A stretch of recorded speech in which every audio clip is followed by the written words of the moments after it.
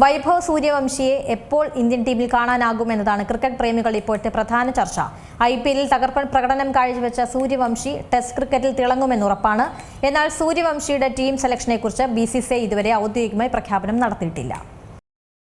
അടിയോടടി ഏതു കൊമ്പനായാലും no problem. പൊരിഞ്ഞ അടി തന്നെ. സംഹാരതാണ്ഡവം. കളിയിലെ ബേബി ബോസ്. പവർ പ്ലേയിലെ റൺവേട്ടക്കാരൻ. പ്ലേ ഓഫിലെ സിക്സർ രാജാവ്. ഇതാണിന്ന് വൈഭവ് സൂര്യവംശി. ക്രിക്കറ്റിലെ പുതിയ സെൻസേഷൻ 15-കാരൻ. IPL-ൽ വെടിക്കെറ്റ് ബാറ്റിംഗുമായി രാജസ്ഥാൻ റോയൽസിന്റെ ഓപ്പണർ വൈഭവ് തകർത്തത് നിരവധി ചരിത്ര റെക്കോർഡുകൾ തന്നെയാണ്. IPL സീസണിൽ രാജസ്ഥാൻ റോയൽസിനായി അവിശ്വസനീയമായ പ്രകടനമാണ് ഈ 15-കാരൻ കാഴ്ചവെച്ചത്. സീസണിലുടനീളം 16 മത്സരങ്ങളിൽ നിന്ന് 776 റൺസാണ് അടിച്ചുകൂട്ടിയത്. ഒപ്പം ഓറഞ്ച് ക്യാപ്പും സ്വന്തമാക്കി. താൻ ലേലത്തിൽ സ്വന്തമാക്കിയ വിപണി മൂല്യത്തേക്കാൾ എത്രയോ മുകളിലാണ് തന്റെ പ്രതിഭയെന്ന് താരം തെളിയിച്ചു. ടീം അടിസ്ഥാന കരാർ തുകയായി 1,10,00,000 രൂപയായിരുന്നു താരത്തിന് നൽകിയത്. പ്രകടന മികവിനൊപ്പം സാമ്പത്തിക നേട്ടത്തിലും ഇന്ന് താരം വലിയ കുതിപ്പാണ് നടത്തുന്നത്.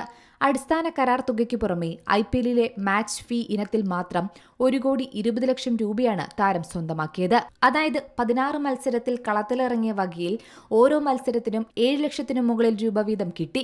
ഇതോടെ കരാർ തുകയും മാച്ച് ഫീയും ചേർന്ന് താരത്തിന്റെ പ്രതിഫലം 2,30,00,000 രൂപ കടന്നു.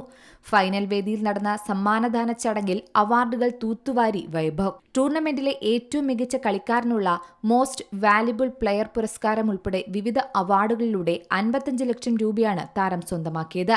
മോസ്റ്റ് വാല്യുബിൾ പ്ലെയർ 15 ലക്ഷം രൂപയാണ് സമ്മാനം. ഓറഞ്ച് ക്യാപ്പിന് 10 ലക്ഷം രൂപയും സൂപ്പർ സ്ട്രൈക്കറിന് 10 ലക്ഷം രൂപയും സൂപ്പർ സിക്സിന് 10 ലക്ഷം രൂപ, എമർജിംഗ് പ്ലെയർ കാറ്റഗറിയിൽ 10 ലക്ഷം രൂപ എന്നിങ്ങനെയാണ് താരത്തിന് ലഭിച്ച സമ്മാനത്തുകകൾ.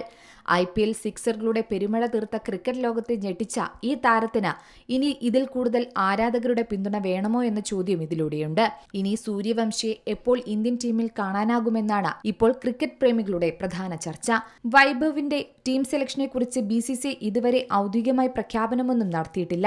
താരം ഉടൻ ഇന്ത്യൻ ടീമിൽ എത്തിയേക്കുമെന്ന സൂചനയാണ് ഇപ്പോൾ നൽകുന്നത്.